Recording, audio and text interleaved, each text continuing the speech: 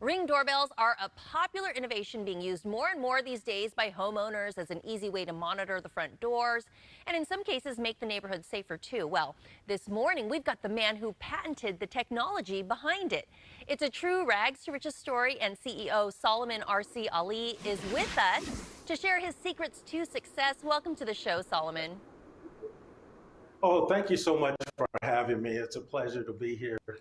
So you, along with your team, you managed to patent and license technology to some big companies like the Ring doorbell and also to banks for innovating the text messages that they send out.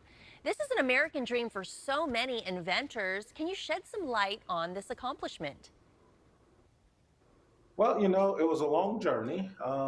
We have a patent farm that actually covers a lot of different patents, well over 200 and something patents. And a lot of the patents are the things that people use in their everyday lives.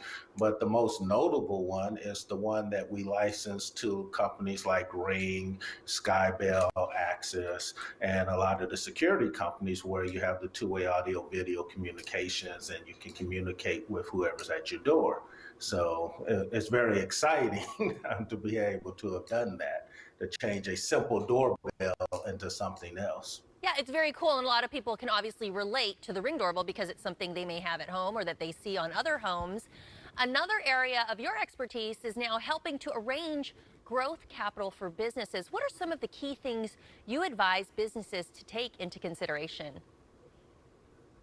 Well, as you're growing in business or trying to scale a business, always think about what it is that the lenders or the investors may be looking for, that what they may need as far as in your company, the things that they need to see. We look at management, we look at the industry itself. We also look at, are they reinvesting the resources or have intentions to reinvest those resources back into their businesses? So that gets us excited. And we try to work with a lot of different minorities who typically don't have access to capital or basically very little access to capital. Let me say it that way. Okay, well, that's understandable. Yeah, a lot of other groups may not have the access to some of this information and knowledge that you're able to now share. What are a couple of the keys for entrepreneurs and small business owners when they're structuring their ventures? Well, first, I would say get a consulting firm to actually help you to structure your business properly from a legal standpoint as well as from a financing standpoint.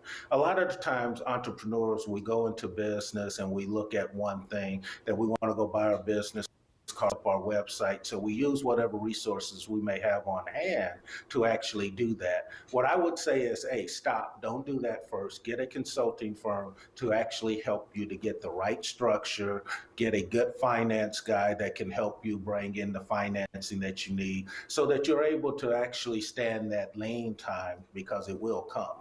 Right. I guess it's all about building that strong foundation, if I'm understanding you. That way you can build when you have the right pieces in place. And as you mentioned, you're kind of paying it forward, helping other people grow their businesses. You do that with your company, and you also offer your own perspective and insight on your podcast, Minority Business Access. Why is it important for you to be able to give back this way?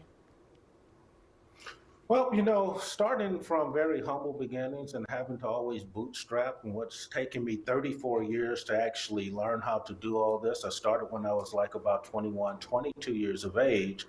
And I didn't need to actually do all that stumbling and bumbling. There was a way to get there a lot faster.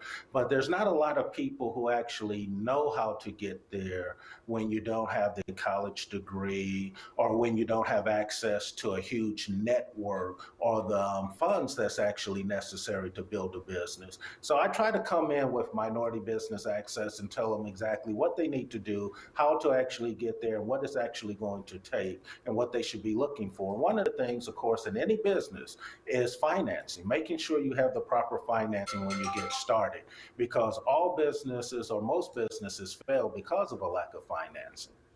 Well, Solomon, I'm so excited that you've been able to share some of your wisdom, some of your background and expertise with our audience this morning. We appreciate you joining us, and I will tell everybody you can learn more about his work and his story at solomonrcali.info.